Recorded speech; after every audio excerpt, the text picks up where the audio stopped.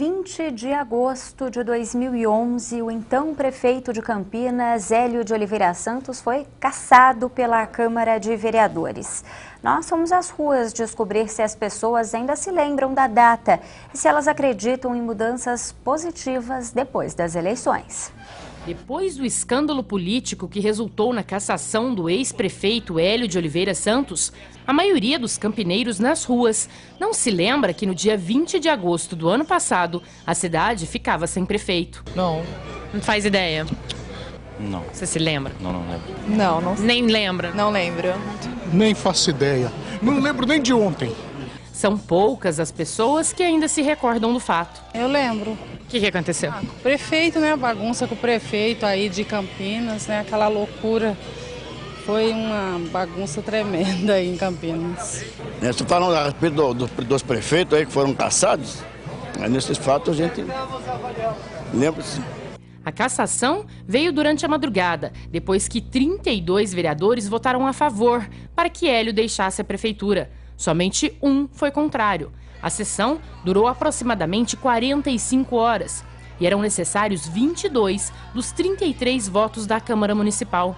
Durante a votação, houve tumulto. O povo revoltado se manifestava.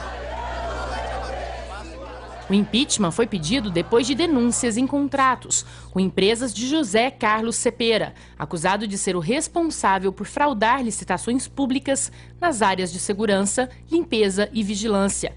Os contratos foram firmados em cidades dos estados de São Paulo, Minas Gerais e Tocantins e superam 615 milhões de reais. Um dos alvos da quadrilha era a Sanasa, Companhia de Abastecimento de Água de Campinas. O ex-presidente da empresa, Luiz Aquino, confessou as fraudes e, em troca do perdão judicial, delatou o esquema liderado pela ex-primeira-dama, Roseli Nassim Jorge Santos, que tinha como integrantes secretários municipais e funcionários públicos. Todos são acusados de cobrar propina de empresários para firmar contratos com a Sanasa e a prefeitura. O escândalo motivou, além da cassação de Hélio, a do vice-prefeito Demétrio Vilagra, apontado pelo Ministério Público como operador do esquema criminoso. Hélio foi afastado da prefeitura por não ter impedido o suposto esquema de corrupção e também por irregularidades na aprovação de loteamentos e na instalação de antenas de telefonia celular na cidade. Lembro que foi bem confuso aqui, né? Principalmente questão de parou tudo. Ele não fez mais nada devido àquela roubação dele mesmo. Lembro mais ou menos era isso que estava acontecendo. Tava um caos, né? Uma bagunça total. Abandonada. E hoje, como é que tá Campinas? Eu acredito que continua na mesma. No último dia 10 de agosto, o juiz da Terceira Vara Criminal de Campinas, Nelson Augusto Bernardes, realizou uma superaudiência do caso Sanasa, com 63 testemunhas de defesa. Ao todo, são 2 réus acusados de participar do esquema. Hélio não é considerado réu e hoje o paradeiro do prefeito cassado é incerto. Novas audiências devem ser marcadas e os acusados devem ser ouvidos até novembro. Mas, mesmo com todo o escândalo, a população de Campinas ainda acredita que depois das eleições, as condições na cidade possam melhorar. Eu espero que mude, sim, né? Importante para a população. Espero que sim, né? Espera, né? Todo mundo espera isso. Eu acho que vai, porque a gente tem que acreditar, né? Para melhor. Então, vamos ver. E termina hoje o prazo para que os candidatos de Campinas retirem as propagandas eleitorais no centro da cidade e no Cambuí. A repórter Karina Rica tem as informações. A partir de amanhã, quem desrespeitar a legislação pode pagar multa de até R$25 mil. Aqui ao meu lado, o juiz eleitoral Nelson Augusto Bernardes. Teve muita denúncia em relação a essas propagandas eleitorais? Sim, a gente recebeu muita denúncia, especialmente pelo sistema online do Tribunal de Denúncia Online. Muita denúncia no sentido que esses cavaletes estavam atrapalhando o fluxo de pedestres e de veículos. Essa multa pode ser de até R$25 mil. O que acontece se houver reincidência? A multa vai ser aplicada, o valor da multa vai ser aplicado de acordo com a reincidência ou não e o tamanho do desrespeito que eventualmente ocorrer em relação à proibição imposta na portaria. Essa medida, a princípio, é para o centro e para o Cambuí. Existe uma possibilidade de estender para a cidade toda? Campinas é dividida em 7 zonas, 7 regiões eleitorais, vamos dizer assim. A 33, a minha zona eleitoral, responde administrativamente ali pelo centro e pelo Cambuí. Então isso dependeria do posicionamento dos outros juízes. O senhor acredita que essas decisões podem deixar talvez a campanha eleitoral menos interessantes para os eleitores? Não, acredito que não, porque existem diversos outros instrumentos de propaganda, e-mail, panfletos, carro de som, carreata, passeata, há muitos instrumentos para a realização de propaganda eleitoral. Muito obrigada pela entrevista. De Campinas, Karina Rica para o Band Cidade. Os empreendimentos imobiliários de atividades industriais de baixo impacto são as atividades que lideraram os pedidos de licenciamento ambiental na Prefeitura de Campinas. De junho à primeira semana de agosto, foram emitidos 63 documentos para as indústrias de baixo impacto. Os empreendimentos imobiliários somaram 47 pedidos, 20 para intervenções em áreas verdes e 11 para projetos de infraestrutura. Apesar do grande número de pedidos, foram emitidas 46 licenças ambientais até agora. No ano passado, foram 155 e em 2010, 99 autorizações.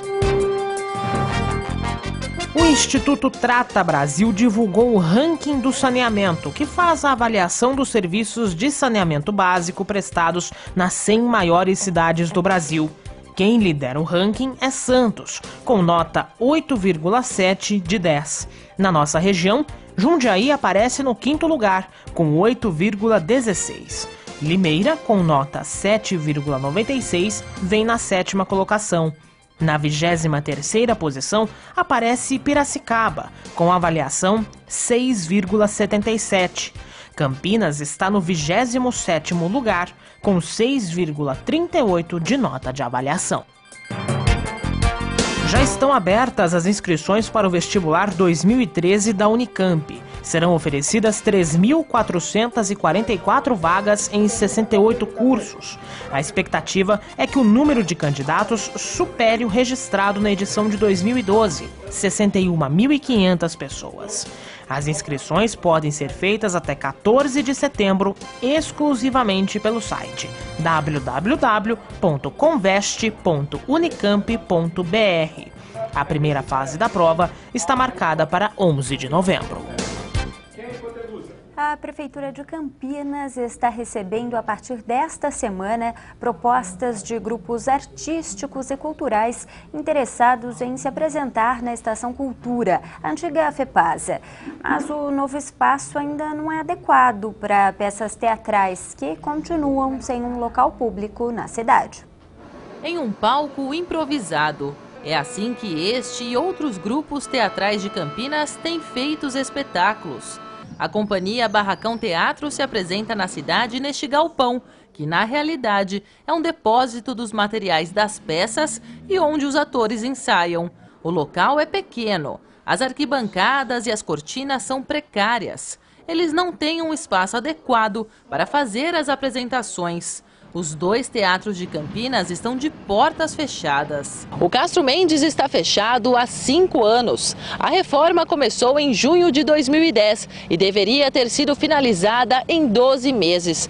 Porém, a realidade é esta: ele continua em obras. A Secretaria de Cultura deu um novo prazo para a entrega: novembro deste ano. Já a reforma do Teatro do Centro de Convivência Cultural de Campinas tende a ir pelo mesmo caminho. Ele está fechado desde o fim de 2011 e ainda não há previsão de obras e nem de entrega. A falta de um espaço é um problema radical, porque como é que você faz para as pessoas conseguirem ver aquilo que é produzido? E mais do que isso, como é que você faz para as pessoas entenderem que cultura, que arte, que lazer não é uma coisa que não serve para nada e que você não precisa disso, você precisa só trabalhar. E para tentar suprir a falta de espaços destinados à arte e cultura na cidade, a administração pública vai ceder o saguão e algumas salas da Estação Cultura para ensaios e apresentações. Os interessados precisam fazer um cadastro. Porém, o local não é apropriado para teatro. As salas são pequenas e não têm infraestrutura. o que está sendo oferecido agora é o espaço nas condições que ele se encontra. Então, claro que uma ou outra manutenção, por exemplo, para um caso de uma exposição, é necessário algum painel que a gente tem em algum outro museu. Obviamente, esse tipo de estrutura que a Secretaria já tem e pode disponibilizar, a gente está trabalhando para isso, mas nesse momento é simplesmente a cessão do espaço para essas atividades. Apesar da medida auxiliar shows de música e dança, os grupos de teatro continuam sem um ambiente adequado para se apresentar. A gente pode até oferecer projetos, mas o que é que se oferece além de um prédio? Ele não é um espaço muito adequado para espetáculos. Os espetáculos devem ser feitos normalmente em espaços fechados, com uma acústica adequada. Então, esse tipo de projeto, ele efetivamente não cabe no espaço da estação, né? Mas a gente tem muita gente que precisa de espaço e que a estação tem condições de servir como esse espaço cultural e retomar, porque a reocupação da Estação Cultura por esses artistas, por esses produtores, ela também ajuda, né, a gente requalificar o centro da cidade. No próximo bloco, Ponte Preta perde a terceira partida seguida no Brasileirão e fica a 4 pontos da zona de rebaixamento. E também, Prefeitura de Campinas aumenta valor pago a médicos pelo plantão na tentativa de resolver problemas na área da saúde.